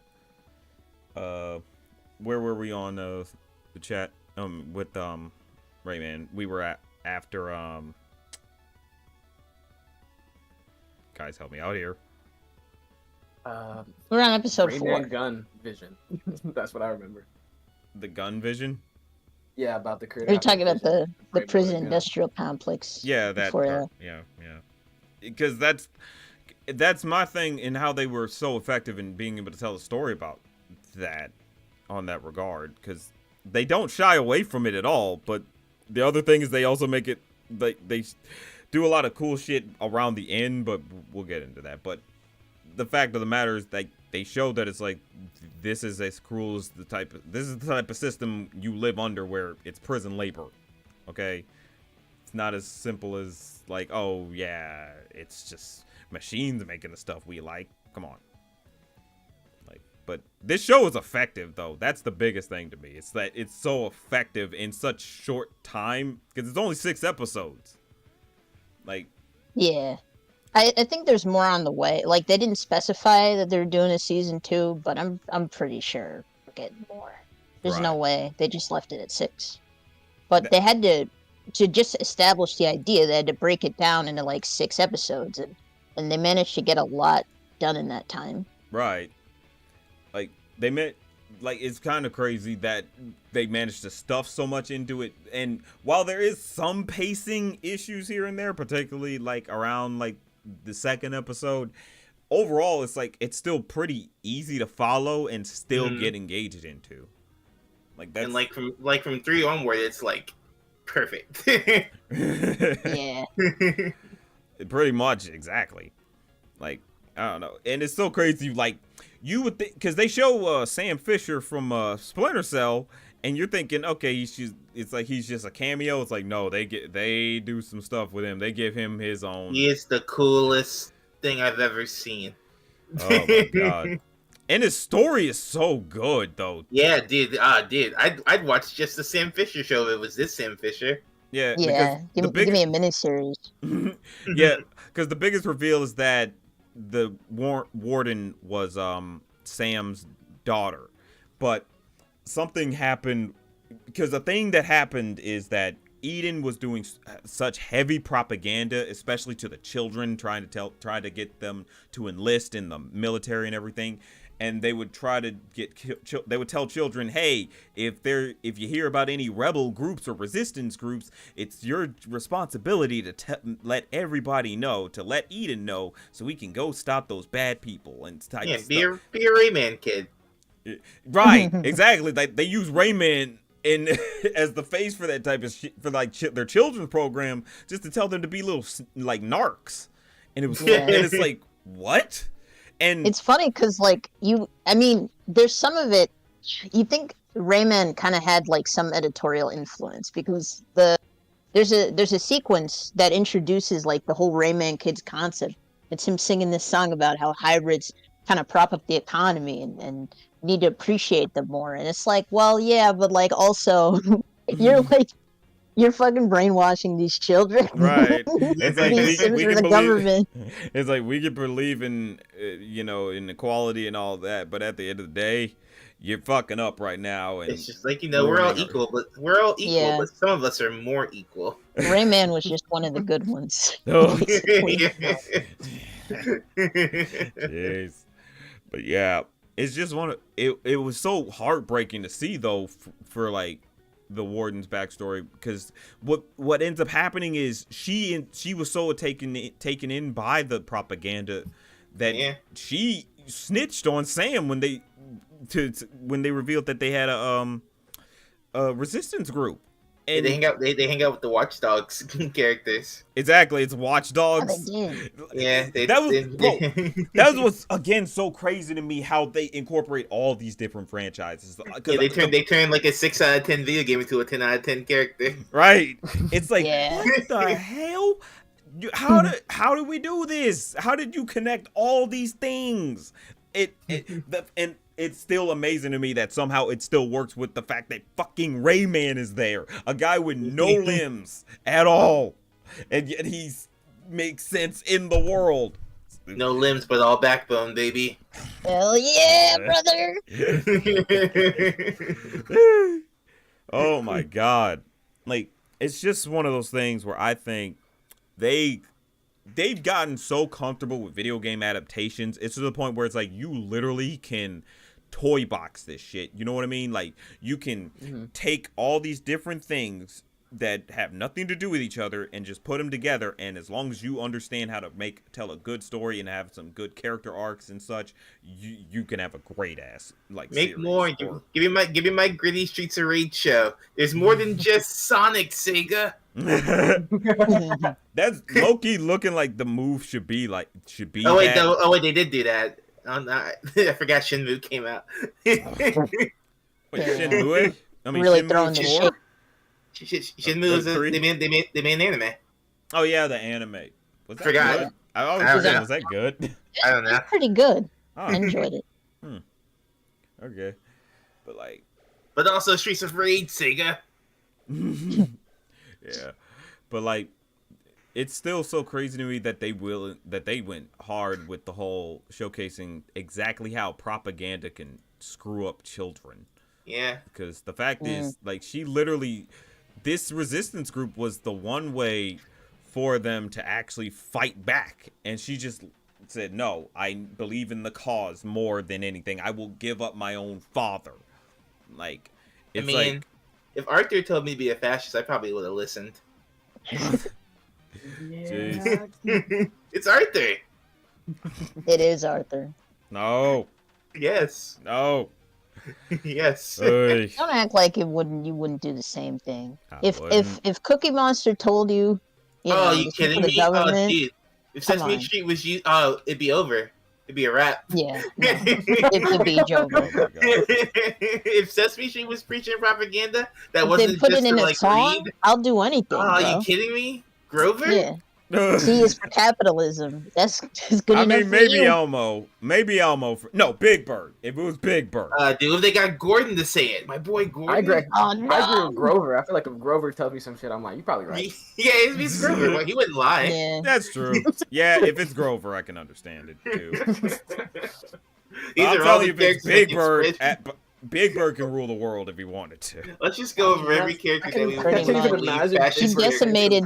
He decimated Mitt Romney without even That's touching true. him. That is true. I remember Wait, that. really? What happened Yeah. there? I forgot. Okay. So like during the 2012 election cycle, it was Obama versus Romney, and like a common element of like the Republican platform is a lot of budget cuts, mainly centered around like public television. So like every time one of these guys gets on stage, you're like, we're gonna defund PBS, and Mitt said it in a way that was like, you just like handed the other side a W. He was like, yeah, I think we gotta take some money away from PBS. I love Big Bird, but I think we gotta shut it down.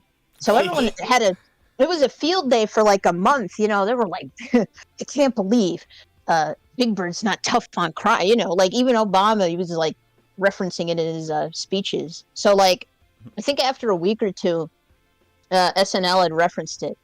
And they had Big Bird actually show up on the show. Right. And like, Seth Meyers was like, yo, do you want to say anything about this? He's like, nah, I mean, I don't want to ruffle any feathers. It's just past my bedtime. Told a knock-knock joke, and he just completely destroyed it on TV. If you come for the king, you better not miss. Right. No, that was a Better mighty come miss. correct. Like shit. You only get one shot. Yeah. One opportunity.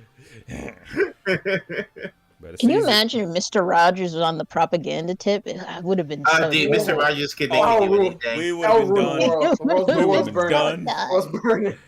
Mr. Rogers he was such a good person, he wasn't aware of the power he possessed. Exactly, bro. Exactly. People would have killed in his name. That's what it is. Like if he really wanted to be a menace, he could have, but he used his powers for good. Hello, neighbor. Black people. Maybe he's right. Hello, Maybe he's right. Maybe he's got a point, Maybe I don't these know. black people. He wouldn't do that though. That's his Back army. to where they came from. Like, do I? I don't know. It's like, damn, do I need to go back to where I came I mean, from? Mr. Like shit. Mr. Rogers told me. I mean, Fred wouldn't lie. Sometimes we're all equal, but in separate parts of the city, Yeah. We're all segregated That's so together. crazy. That's what matters. Separate but equal. We joked our way back to Jim Crow. Why did why did we do this? Why did we derail so hard? So yeah, Captain Laserhawk rules. Right? Yeah. Bro, the fact of the matter that they almost faked us out with Sam Fisher by making it seem like he was only going to be part of this backstory for episode for the Wardens, and like thinking, oh yeah, he's crippled. He doesn't have his legs don't work anymore, and Doesn't need him. right. They basically show, yeah, he doesn't need him. Like he still kicks ass. Those legs were holding him back. Basically, like these guys just stood no chance against him. He just walked them.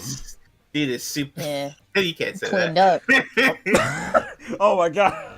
I didn't even think about that. Dude's super handy capable. Destroyed that He whole. is like He was. Bruh. he was. So cool. Oh man. But then now you get to Ramon. Why you gotta say it like that? You gotta say his name like that. What? What What is he not Ramon? Said it in that low tone, like Ramon. Come on, you know what you're doing. That's how he said it. Exactly. It's true. Bro, this image still is so funny. Look at him. Like, he's just... like, it's such a crazy image because you think back to the 90s with Rayman. Like, when he first debuted. This childhood icon has coke under his nose. Under the nose. Like... That's my goat. My goat right there. That is... It's insane to see. It's like, I grew up with this character, and I'm just seeing him now broken, down on his luck, snorting coke. He's an alcoholic in this one. He did. He's an alcoholic. He was snorting. He's an everything holic. I can't show this one frame because I fear demonetization, but like this one. They're not showing nothing. They're not, I guess, but still, it's like where he's snorting the coke off the cowgirl's butt. I've seen that. They I've seen won't that. care. That's Everyone's nuts. put that frame in their videos. It's fine. They have. She blew my mind. I did too. I thought it was a table at first. I was like, Bro, whoa, show wait. Show it. It was a table. It was chill. episode 4, right? It was episode 3. It was at the very end.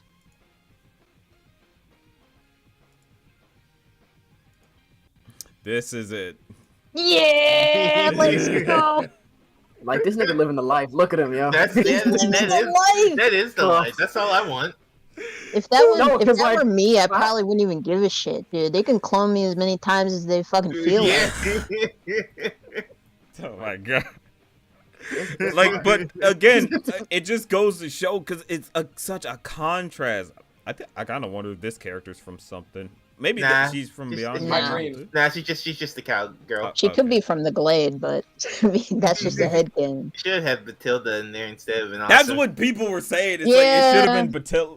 Batilda from the Rayman games. I mean, That that's would've- his mom, so it'd be kind of All right, mom. all right, get That's get not one of the mom, other that's- Was ones. Get Edith up. I don't care. Any of them. Batilda. Well, Batilda did make him. Oh, okay, Batilda. Yeah, okay then. No, then get Barbara. There you go. Any of them. They're all hot. What about or live? Facts. That's true. If it works. It could have been any of the fairies or any of Barbara and her sisters. Like, Get Glowbox. Who It cares? could have been Glowbox. Stop. So crazy. Stop. Gonna make Bullfrog Oh, You jealous. guys are nuts. I'd watch that. I'd watch Ugh. Hell yeah. that. Yeah, that makes him and Bullfrog's like friendship a little bit more cool. He's like, oh, I've been around frogs. Yeah, Mm. you know, had a lot. Right. My best friend's a frog. Maybe that's why he is a frog. Maybe. Like, I don't know. Like, it's just so funny to me because it's just like Rayman himself. He was in the gutter for a while because like Yeah. they didn't know what to do with him. We thought we were getting a good revive in like 2011 when they had Rayman Legends game made. Origins. Or Origins made. And then, you know, we get Rayman Legends, but Ubisoft got a Ubisoft and they put it exclusively on the Wii U, which sold poorly. And So fucked up. But now it's on everything. yeah, it's on everything now, but it's like the damage is done. People stop talking about it. It's not, it's like, ugh. It's like, They God put him in a damn lot of mobile games for some Yeah. reason, and They- then they gave the rabbits like 4 seasons of television and a movie. Like, it's just so funny to me that it's like this guy got so crapped on, and they basically low key said, "Why don't we just have this man finally go nuts?" Why, like he find all that pent up rage, basically, because Loki, because this man goes crazy. He finally gets his resolve and realizes this shit is wrong. I'm fucking up. I'm getting people killed, and he decides, you know what? I gotta fix the problem. I gotta become better. And like he gets his guns and goes on a rampage through like Eden and shit to the point that he gets like to the top of the like brass and just kills them. It's nuts. Like, look at this image. Look at this man, bro. Look at him. So much power. Very Right, hard. like he radiates It's mad. power here. Man, if this thing came out during like 2005, there'd be like 10 Newgrounds Flash games about this guy. Yeah, would have been a wrap. Like I'm wondering if Ubisoft looks at this and says, maybe we should capitalize on this. Yeah, Like maybe we should try edgy Rayman. sell edgy Ramon plushes. I'll buy one. Yeah. If they ever do It's like weird. a game about this version, I'd be like, damn. How would you even make a game about this? Ubisoft on my good Nah. graces now. That'd be crazy. That's what I'm That saying, would bro. be cool. It's funny because the last time they tried to like do like Rayman media, it was like a preschool show or something, but he was like a secondary character in it. Oh my Uh, god. they didn't even get that far. They Skylanders him. They Ugh. kind of did. Oh, man. The art style was kind of gross too. I was looking, I was like, They really did This is a little- Skylander him. Ooh. they did. It was so weird. Oh man. Or Spyro. Someone said they made a bullfrog plush. I might need to buy that. Maybe Ooh. already Rayman Bullfrog got shipped I'll together. take 10. I'd be surprised if people weren't shipping Rayman and Bullfrog. Like They you see it. absolutely are. You know, kind of have to. There's like Bullfrog like did so much for this man in like maybe like an hour's worth of time in the show, Yeah. and he doesn't. It's not like Rayman has time to like think about things or make choices. Like he kind of it's like the revelation of everything he's doing kind of hits him all at once, and I think it like induces psychosis. Right. But he's also kind of like, yeah, I can't do this anymore. Like, what the fuck is any of this? Yeah, he finally he gets his resolve and just realizes this is awful. I'm literally brainwashing children to become soldiers and die in a war for a corporation. And a corporation by which the other biggest fucking twist is it's Yeah. the goddamn Furries are being Templars. oppressed. The Yeah. furries are oppressed because of me. I'm Pretty like, good. the Templars, like, it all came to a head. I'm like, you guys are nuts. It all came back to Ubisoft's biggest moneymaker. It's Yeah. like, wow. Bravo to y'all for that. Bravo. Oh my god. It's crazy. But that just speaks how good Captain Laserhawk is. It all, like, goes well. And, like, like I said, I won't give away the other twists. We won't give those away just because it's like you probably should experience it for yourself. But, whew, my God, this was like Captain Laserhawk is a fun ass ride, and it's very short and sweet, really. Like that's really the best thing to say. It's short but very sweet. Like you're just gonna have a lot of fun, and you're gonna be engaged with all these characters, and it's just. And then the animation is amazing too. Like they pop off in the fights. Oh yeah. Like, Oh yeah. like I love when they do like a bunch of those mixed media moments. Like, it's all good. It's all real good.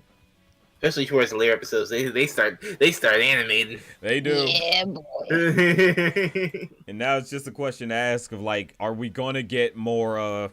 Like what more are we gonna get? Because it's like I feel like they made 12 episodes and they just split it into two.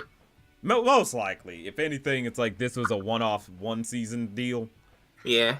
I think we're getting more. Yeah, we'll just get one last, like the last 6 episodes, just to Yeah. really wrap it all up. It doesn't need to be long. It's a self-contained story. Right. If anything, I don't know. I think I'm liking that era a little bit more, where as long as they know that it's like this is gonna be short, and so we're gonna pack what we can in and make it work.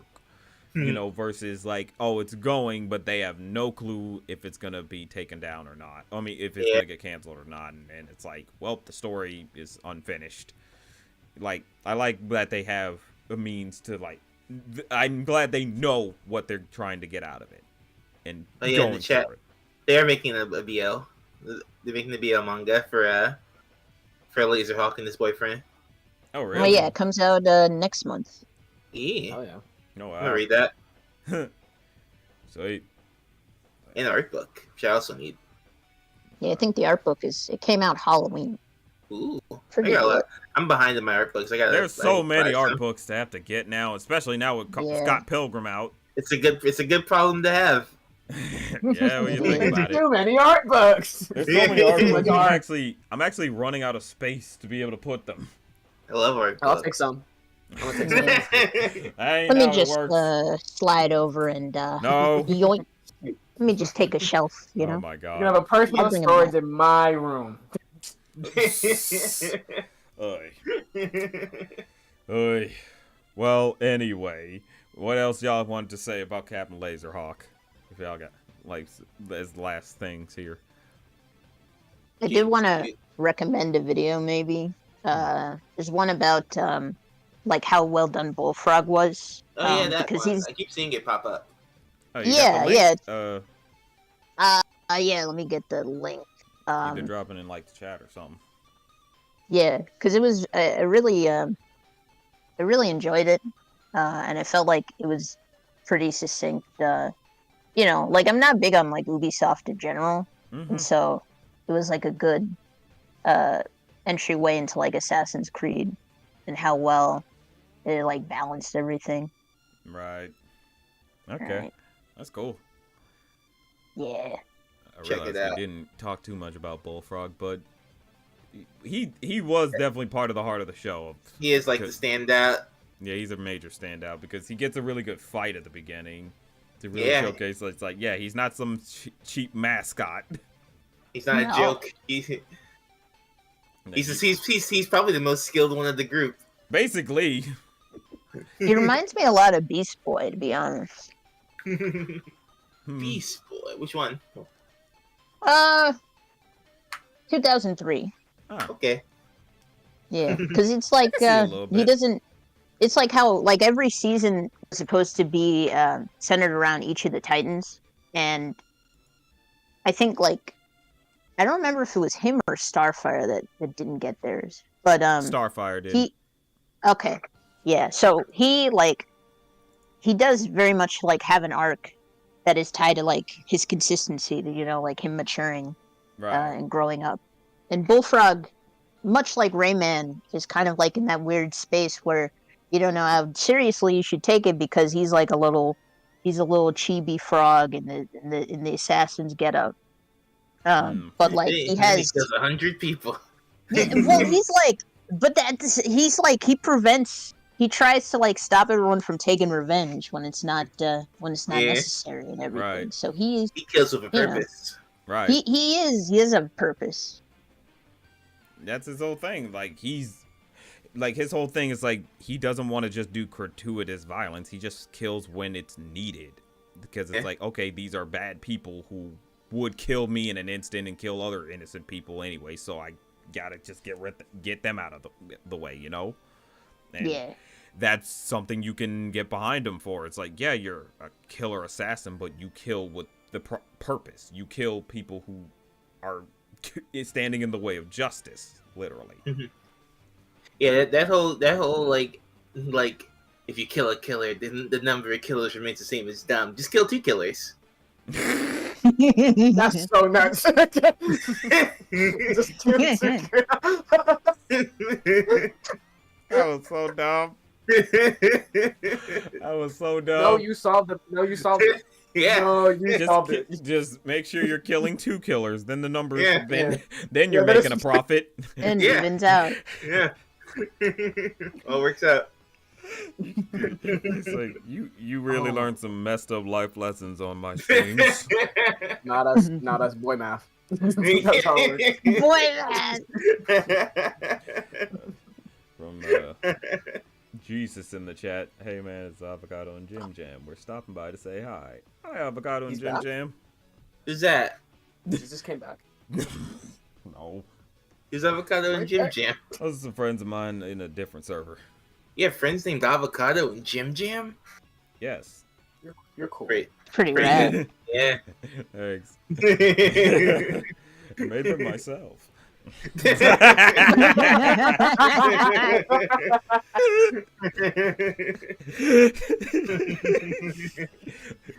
Bro, low-key, that's kind of funny because I got that from like Futurama when like Zoidberg made those little crab like hors d'oeuvres in like the 3rd episode. So gross. He's like, these are mighty tasty. He's like, thank you, I made them myself. And Herbie's just had to puke. I was like, why'd you do that? Because it's probably him. Right. It's like, what do you mean you made them yourself? They're in the shape of claws. Did you cannibalize someone? Hey. They grow back when you rip them off. Oh man. Yeah. Anything else we want to bring up for Captain Laserhawk? I think I'm good. All right. Well, Everything else I want them to experience themselves. yeah, at the end of the day, Yeah. you should very much like go to Netflix and watch both Scott Pilgrim and Captain Laserhawk. You really could get like a good like day out of it if you really want to. But We've gotten some or you good pace it. cartoons this year. We really Good did. finish. Good cartoons. Yeah. It's been good anime. It's been a good year for animation. It really has. True. Even in the movies, low key. Oh yeah, definitely. Mm. I would say great year in terms of what came out. Oh yeah, for sure. Yeah. Like, great. Like it's We were fed, Oh, we were very fed. especially the action boys. Mhm. Yeah. Oh man, because I low key was feeling like, man, we are like in a rough spot, and it's probably about to get rough considering like the strikes are just now ending. Granted, SAG is a bit, we don't know, so we'll see. But you know, this year literally has shown that it's like out of the box animation is definitely a massive want and desire right now for a lot of people because you see the boom with indie animations. Like, Me. yeah, and then it's just so much to go into, like Scavenger's Reign, which is phenomenal. Like if you're not watching that, please go watch it. It's all Blue Eye Samurai, also I great. gotta start that. Oh yeah, So good. Oh my so God. good. Yeah, but it's just been great all around, and I think like stuff like Captain Laserhawk and Scott Pilgrim just is indicative that it's like we're in a good spot right now, and hopefully things are gonna get a lot better, and we're gonna get even more good stuff coming down the line too. So all I can say is like Captain Laserhawk, excellent series, go watch it. Scott Pilgrim, excellent series, also go watch it if you are a fan of Scott Pilgrim. Yeah, either read it first or watch the movie at least, because it's like you really need the context. It does not work if you have not, it might not work at all if you don't at least watch the movie or read the comic, you know. Yeah. I think you'd be really lost. Like at some point. Like, I feel like you'd get the story, but it wouldn't hit both in a day if you read fast enough.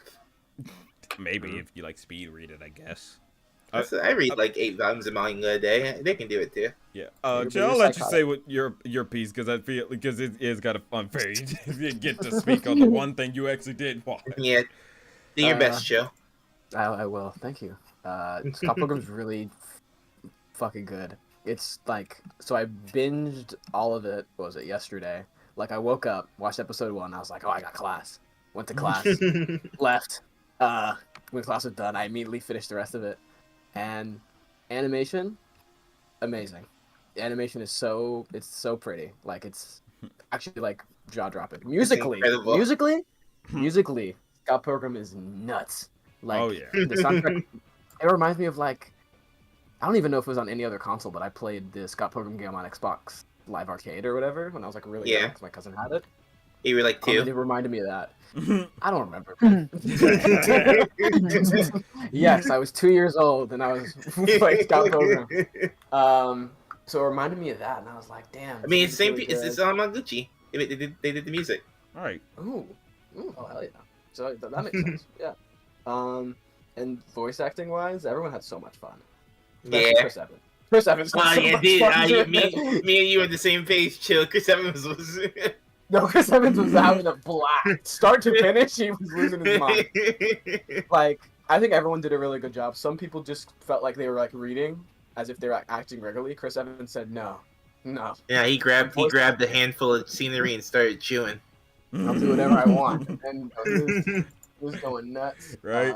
The pacing was also really good. I was surprised that the episodes were like only 25 minutes and Yeah, they were short. Yeah, they were. But they felt satisfying. Yeah. Oh yeah, no, they felt real good. Like I kind of got to a point where I was like, "Oh man, that's it. I wanted more a little bit, just because, like, not in a we needed more, just in a oh yeah, I want to spend a little more time here. Hold up. Yeah, I want to spend more time with these characters. Like, it felt super good, like super fun. Like the ending, like at first, Are we doing spoiler talk or not? Yeah, you can spoil. We're spoiling. Yeah. So when so I think it was episode 7 or 6 when Scott came back and was like, yeah, it was the twins. I was like, oh, it feels like it's falling flat. And then the rest of the episode proved me wrong. And said, no, you're dumb. Let me cook. And so Right. I was That's- like, oh, no, that's- this is fire. That's the whole show. Right. Yeah, I know.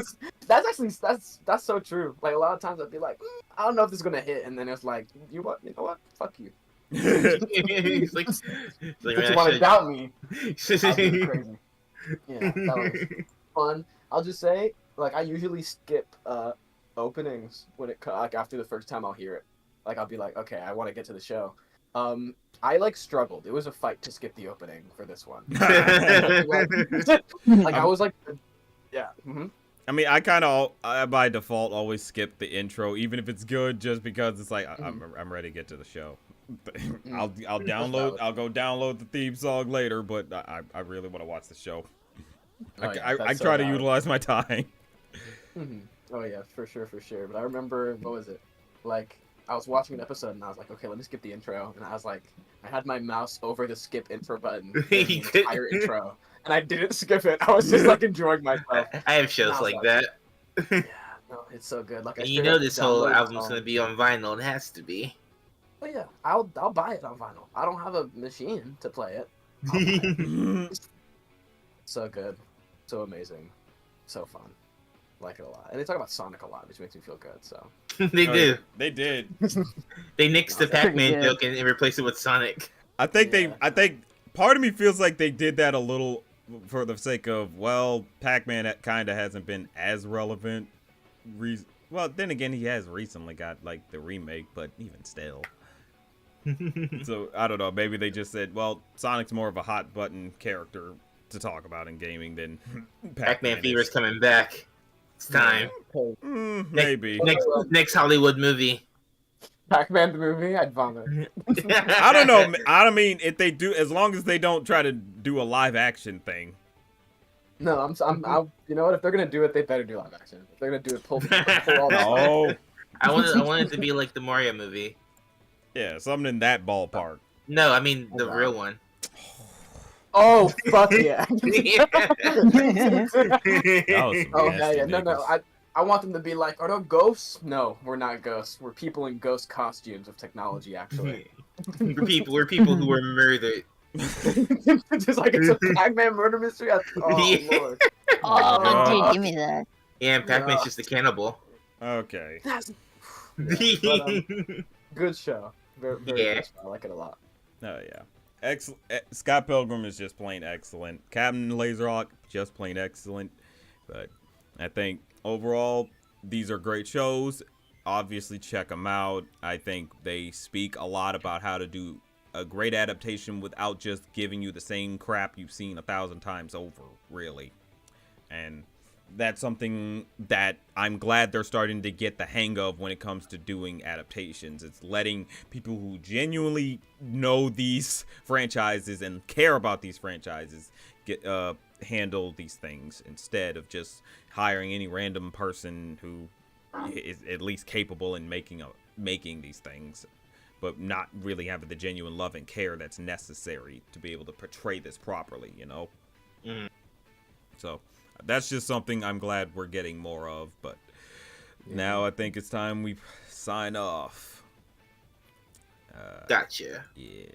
My name's Man Lightfoot. No, you're not. Aww. My name's Man Lightfoot. It's my turn. name is Man Lightfoot. He's Man Lightfoot. He's Man Lightfoot. He's Man Lightfoot. I'm Man Lightfoot. Are there any We're all other Man Lightfoots? Lightfoot. Hey. Are there any other Man Lightfoot species now? Make love to the subscribe button. Love to that subscribe button. why'd you turn to like Josh? 'Cause it needs to be. You know? This is how they violate me, folks. Alright. But yeah, who are you people? I'm Chilixion. Y'all didn't know me at the beginning, but you know me now. Make cartoon videos, talk about cartoons. I like cartoons. I'm a very relaxed guy. I almost said that. I almost made a pun. I'm not gonna do that. Thank you for watching. Yeah, I'm Deangelo. I run the channel Hats Off Media. I'll make videos again at some point. But you can check out news on my cartoon screen time on Twitter. It's Screen Time Show. I got 30 seconds of animation done for the first short. You can check it out there. Yeah. And I'm Deli. Deli Wacky on YouTube and Twitter. I haven't made a video since Halloween because my hard drive died. But the last No. one was a Rayman video, so you know, you know, Very relevant video to yeah, watch. Hand, hand, you hand, know, hand, hand, you know hand, the hand. vibe. Yeah, you know the vibes. Thanks for watching, everyone. Especially people who've been Bye. here since the beginning. I saw Orby Collective was keeping that chat going. Yeah, He was shout very outs to Orby active. Collectives. Yeah. Really appreciate you in Hell the yeah. chat. Yeah. And I want to say thank you all for coming out and listening to us ramble. Always appreciate you guys being willing to hear my thoughts about the latest animated media that's come out. Always look forward to more streams in the future. The donation links all still work even after the stream is over with, so you can still donate in the description. Be sure to do that. I really appreciate it to help me fix my car. And thank you all so much for coming by. And just remember, it's just a thought.